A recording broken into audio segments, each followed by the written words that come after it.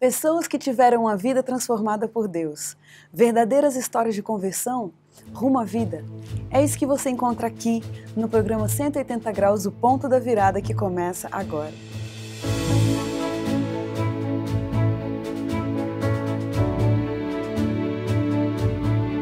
Quando sentimos o toque de Deus na vida, uma mudança acontece.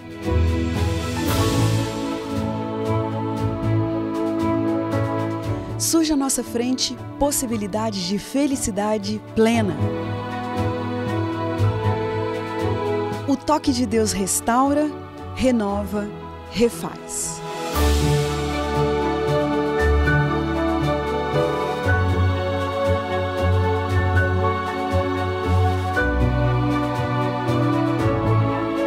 Hoje conheceremos uma pessoa que experimentou essa graça maravilhosa.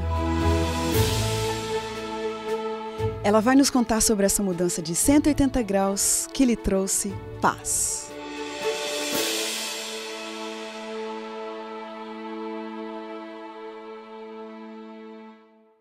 Flávio Pereira da Silva Filho nasceu em Caxias do Maranhão e cresceu em meio a um grande conflito familiar, com muita violência e agressão que o levaram a presenciar cenas que nenhuma criança mereceria ver.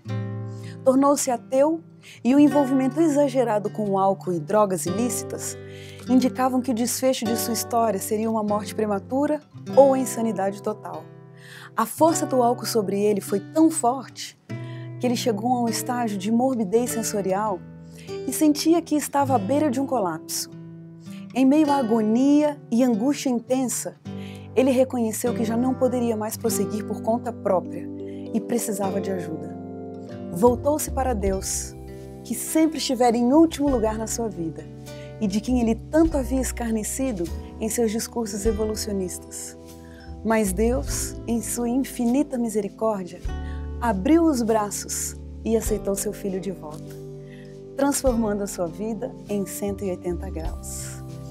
Flávio, que prazer pra gente ter você aqui, que veio lá do Tocantins, não é isso? É isso mesmo. Ah, tá ótimo. Muito obrigada, viu?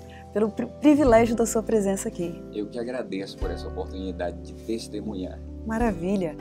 Flávio, contextualiza pra gente um pouquinho a sua infância. Ela foi marcada pelo quê? Bem, como você falou previamente, a minha infância ela foi uma infância conturbada.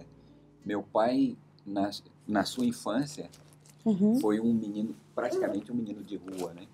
Viveu muito tempo na rua e quando ele constituiu uma família, ele não conseguia ter uma estabilidade que geralmente se espera de uma família, de um pai no lar e tudo. Então, havia muito conflito entre meu pai e a minha mãe, né? Chegando, às vezes, algumas vezes, à violência, como foi mencionado.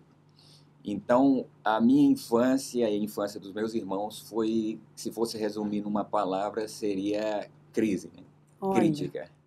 O seu envolvimento com o álcool e com as drogas, como é que aconteceu isso? Bem, isso começou quando eu estava na Universidade Federal do Maranhão fazendo jornalismo. Então... Quer dizer, Flávio, que a despeito daquelas perspectivas pessimistas, né, das quais a gente falou há pouquinho tempo, e até realistas que você usou, você então ingressou na Universidade Federal. Sim. Olha, que interessante. Já quebrando as perspectivas, né? Quebrando as perspectivas, graças a Deus eu consegui entrar nessa universidade em 1996. Né? Já tem bastante tempo, 18 anos. E aí, na universidade, os meus amigos eram geralmente pessoas que tinham históricos de consumo de droga e álcool. Então, o meu convívio com eles, inevitavelmente, conduziu a isso. Olha. Aquele ditado, né? Me diga com quem você anda e eu te direi quem você é. Então, o convívio com esses amigos, entre aspas, né, acabou me conduzindo inevitavelmente a isso. Até que ponto que você se envolveu, por exemplo, com o álcool, com as drogas ilícitas? Bem, foi um envolvimento considerável, porque chegou um determinado momento que eu achei que havia chegado o meu fim. É mesmo, Flávio? Eu pensei que a minha vida ela teria um término, ela iria acabar. Mas por quê? Porque o meu envolvimento com tóxico, álcool e essas coisas assim era uma coisa já que não se estabelecia mais um limite. E você tinha consciência E eu disso? tinha consciência disso. E eu sabia inevitavelmente o que iria ocorrer. Que Então chegou um coisa. momento que eu pensei que não teria mais perspectiva para voltar atrás. Eu achei que o meu fim chegaria em breve, porque eu sabia pelo histórico, eu já havia visto também alguns amigos desses terem esse fim. Então, numa relação de causa e efeito, eu acreditava que o meu fim seria em breve. Que coisa, mas que coisa. Flávio, você era um estudante universitário e se envolveu tanto com o álcool que chegou que pensou que não ia ter mais vida longa. Mas você conseguia administrar seus estudos, conseguia cumprir seus compromissos? Na verdade, não. Na verdade, não, porque quando eu comecei a ter esse envolvimento, o tempo ele foi como se fosse sugado por essas coisas. E a minha universidade ficou em segundo plano. Você só tinha tempo para quê? Bem, para falar a verdade, eu vivia como se fosse uma pedra rolante, né? Não me preocupava muito com o tempo, ou com a vida, ou com as coisas, simplesmente vivendo o momento e não me preocupando com o que iria acontecer depois. Então, na universidade eu não dava muito atenção às disciplinas, perdi várias disciplinas, fiquei reprovado várias vezes, cheguei quase a um jubilamento, que na linguagem da Universidade Federal, um jubilamento, a gente às vezes entende a palavra júbilo como felicidade, mas na universidade um jubilamento é você ser desligado, você perdeu. Eu cheguei quase a um jubilamento. Então, a minha carreira na universidade era de mal a pior, era uma pedra rolante. Olha, só resumindo aqui na minha cabeça para eu tentar acompanhar. Ateu, uma vida desorganizada, pode ser que eu esteja sendo meio rasa, né? Mas ateu, uma vida desorganizada, sem perspectiva de futuro e viciado em álcool. Eu olho para tudo isso e não consigo encaixar Deus nessa história, né? A começar pelo primeiro tópico aqui, ateu. Como é que uma pessoa nessas condições, dependente do álcool, com a vida desorganizada, se dizendo ateu, como uma pessoa dessa vai ter um encontro com Deus? Isso é uma coisa muito bonita. Não é bonita a condição em que eu estava, mas é bonito a maneira como Deus ele consegue alcançar, nos alcançar. Verdade. Quando eu falo disso, eu não deixo de ficar emocionado, né? Sim. Mas Deus ele esteve me acompanhando desde criança. Mesmo sem você ter... Mesmo sem eu perceber. Hoje eu consigo ver a mão de Deus agindo silenciosamente no meio do conflito. Olha só. Para que conseguisse finalmente mostrar, eu estou aqui, eu amo você, você não está sozinho. Que coisa, Flávio. E eu tenho um plano maravilhoso para a sua vida. Mas, Flávio, é tão lindo isso que você está falando, porque você poderia ter o pensamento exatamente o oposto. Pensar o seguinte, olha, Deus não existe por tudo que eu já li, por tudo que eu já estudei. E outra coisa, olha a minha infância, olha as dificuldades que eu passei, olha a condição da minha vida hoje, não tem mais perspectiva e futuro para mim mesmo, ponto final. Por que seu caminho não foi por esse rumo? Então, eu vou tentar fazer um histórico resumido. Tá. Quando eu era criança, alguém levou um livro na minha casa. Eu acredito que foi um colportor, porque era um livro que os colportores levavam. Colportor, contextualizando, talvez as pessoas que estão assistindo não saibam o que é colportor. A palavra colportor, ela vem do francês, né? Col significa pescoço, portor, aquele que carrega. Seriam pessoas que levavam livros pendurados ao pescoço ao longo da Idade Média e depois no século XX, se contextualizando, vendedores de livros que falam de Deus.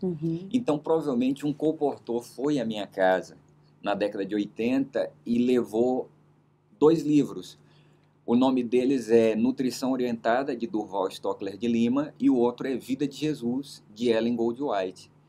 E esses livros, eles ficavam na minha biblioteca. Esses livros estavam lá. E, principalmente, o livro de saúde, eu lia aquele livro quando criança, e aquele livro, ele me impressionava muito, como ele falava dos elementos naturais, cuidando da saúde do corpo e da mente.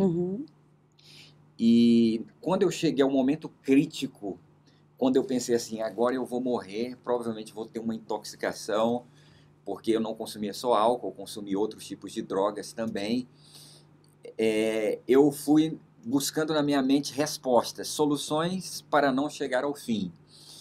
E na minha mente veio o livro Nutrição Orientada. Nesse Olha. livro existiam técnicas de desintoxicação Lá da natural, infância que da você... infância. E eu comecei, e o livro estava na minha biblioteca, ele estava bem velho já, com dobras no dorso, tudo, mas ele por dentro estava perfeito. E eu comecei a ler esse livro e lá ia ensinando várias maneiras de você se desintoxicar. Se você estava intoxicado por remédio ou por outras coisas, se desintoxicar.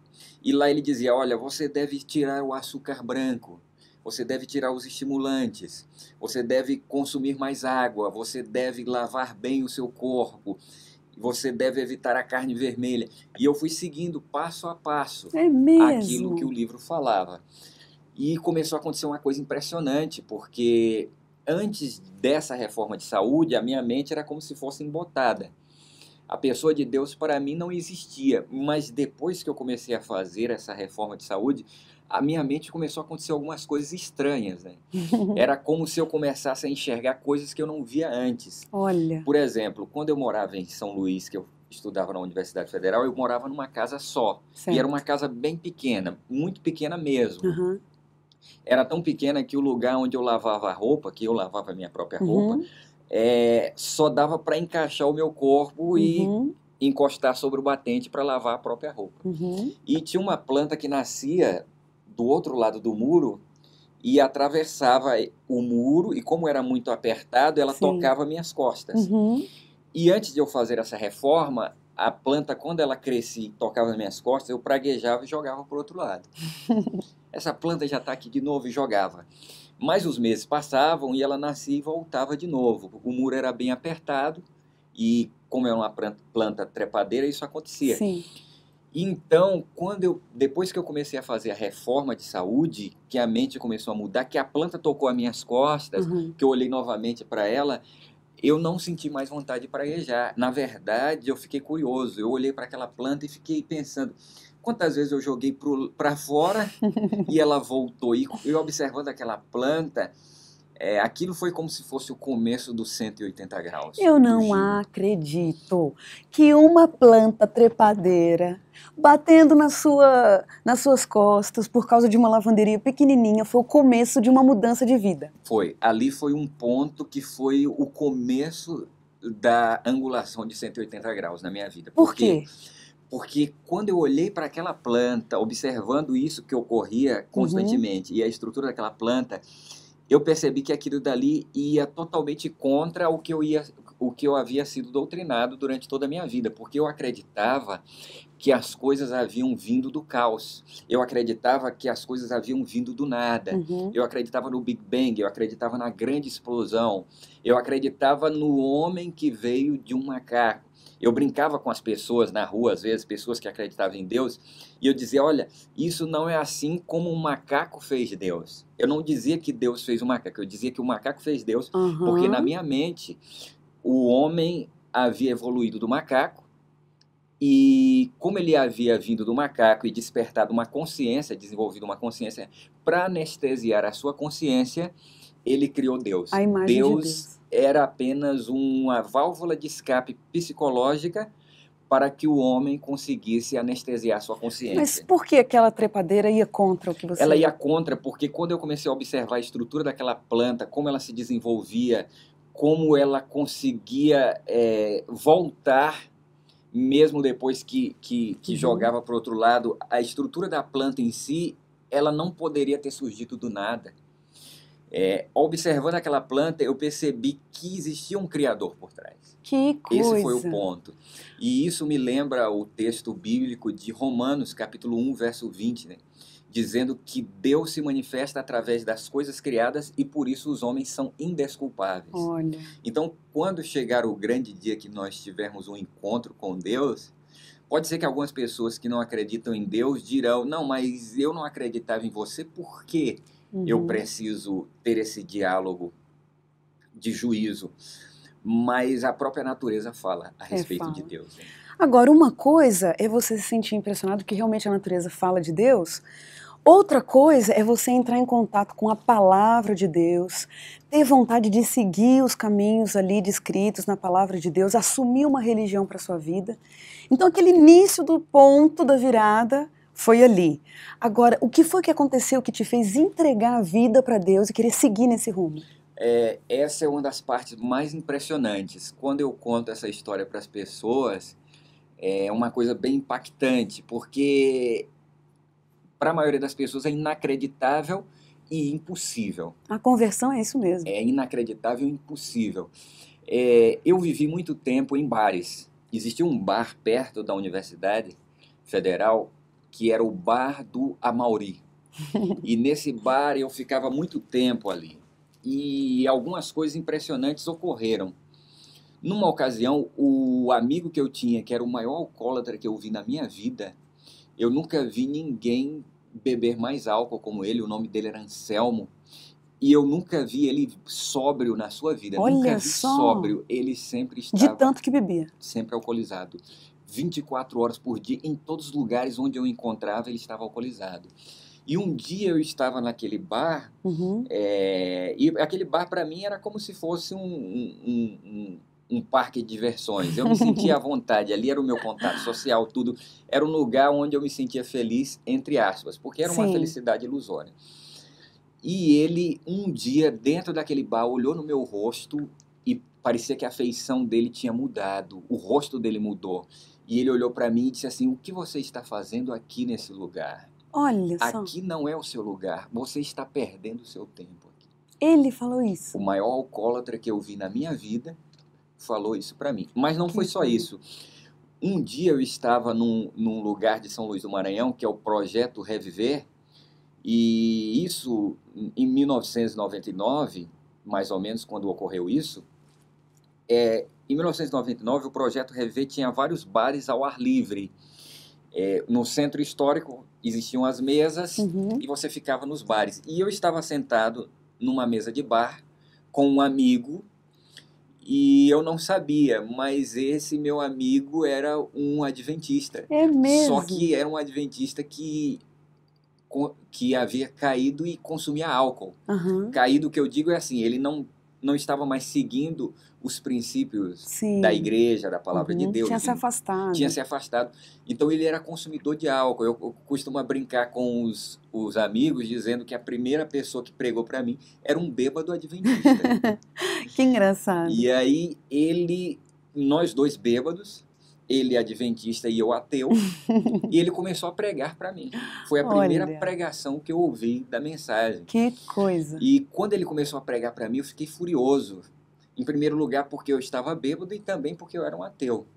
E eu falei várias palavras para ele assim, atravessadas, eu não lembro mais, mas eu sei que eu fui muito rude com ele. E ele parou a pregação ali. Mas aí anos se passaram, e um pouco de tempo se passou, aliás, e aí aconteceu isso tudo que eu fui falando, da planta e outras coisas, e um dia eu o encontrei novamente. Só que dessa vez eu não era mais ateu e ele também não estava mais bêbado.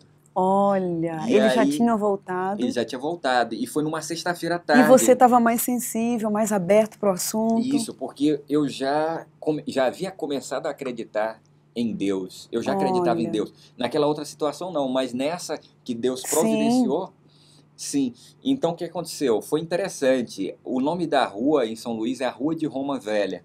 E tinha uma árvore bem grande, que hoje essa árvore foi tirada de lá, a árvore barrigudeira, foi próximo daquela esquina. Eu vinha por uma esquina no final da tarde de sexta-feira e ele pela outra, e nós nos encontramos. Olha, e você lembra com esses detalhes assim, né? E você se lembra com esses detalhes. Eu consigo lembrar tudo. E eu olhei para ele e disse: puxa vida, você está aqui, vamos jogar uma partida de xadrez. Eu gostava muito de jogar xadrez e ele também. Ele disse: não, eu não vou jogar xadrez porque está chegando o sábado. E eu não entendi o que ele quis dizer com o sábado, eu não entendi o que ele quer dizer com o sábado. Mas eu convidei ele para minha casa, para nós conversarmos, e ele abriu a Bíblia para mim. E a primeira coisa que ele mostrou para mim foi o texto do livro de Daniel, e também de Apocalipse sobre o santuário. Gente! E ali nós começamos a estudar a Bíblia, ele fez vários estudos bíblicos comigo, e depois ele me deu de presente um livro, O Grande Conflito. Puxa vida! E esse livro, O Grande Conflito, ele existia na minha casa quando criança. É mesmo? Algum comportor deixou lá, mas eu não li o livro. Quando ele me mostrou o livro, eu disse, olha, esse livro existia na minha casa. Na verdade, ele não mostrou o livro. Lembrando, ele mencionou o livro. Eu disse, olha, eu lembro que existia um livro como esse na minha casa. Aí ele pensou assim, provavelmente, essa é a minha oportunidade. Sim. E ele disse, eu vou te dar um livro de presente. Ele me deu Um Grande Conflito. Eu li todo aquele livro, detalhadamente, e a partir daquele momento eu comecei a ter uma noção sistematizada da Bíblia, do plano de Deus e do grande conflito entre o bem e o mal, onde eu estava. Que história linda! Nossa, eu fico assim imaginando, né? Você teria muito mais histórias para contar, sua vida é muito rica, mas é aquilo que você disse mesmo, o cuidado de Deus, né, para com a sua história, para com a sua vida, mesmo antes de você ter consciência disso. Quando você olha para trás hoje, Flávio, e vê os caminhos pelos quais você passou, a forma como Deus cuidou de você, com que palavras você descreve o que Deus fez na sua vida? Você falou com que palavras, mas talvez a expressão mais exata seja não há palavras. É verdade. Porque a maneira como Deus trabalha não tem como explicar, é inexplicável. Como Deus consegue colocar as coisas certas no momento certo, com as pessoas certas, as situações certas, no momento adequado do seu pensamento e te dar a oportunidade de ser feliz. Então, para mim, se eu fosse resumir, eu diria, não há palavras. E eu acredito que isso em si só é um golpe frontal à filosofia de vida que eu tinha anteriormente, porque antigamente, antes de ter esse encontro com Deus, eu achava que as coisas aconteciam como fruto do acaso. Mas quando nós vemos todas essas peças do quebra-cabeça se encaixando, precisa muito mais fé para ser ateu.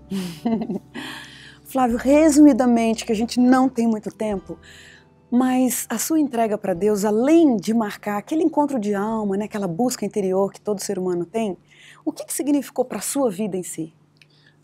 A minha entrega a Deus, ela significou mudar tudo para melhor.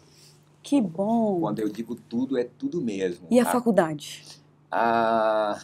Se eu não tivesse tido esse encontro com Deus, se eu não tivesse tido esse encontro com a pessoa de Jesus Cristo, eu acho que eu não teria feito nenhuma faculdade. Olha só. Hoje, graças a Deus, eu tenho 2 faculdades e uma pós-graduação em teologia bíblica. Puxa, que legal. Mas eu acho que eu não teria terminado nem a primeira se não tivesse tido esse encontro com Deus. Porque a partir do momento que eu conheci a pessoa de Deus, eu comecei a levar a sério. Que legal. Levar a sério as coisas. Deus organizou sua vida. Deus organizou minha vida.